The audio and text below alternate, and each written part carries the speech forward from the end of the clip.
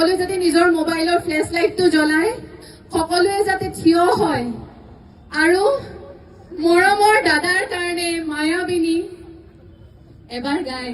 এইজন মানুহে আমাক গান গাবলৈ শিকাই থৈ গ'ল। মায়াবিনী ৰাতি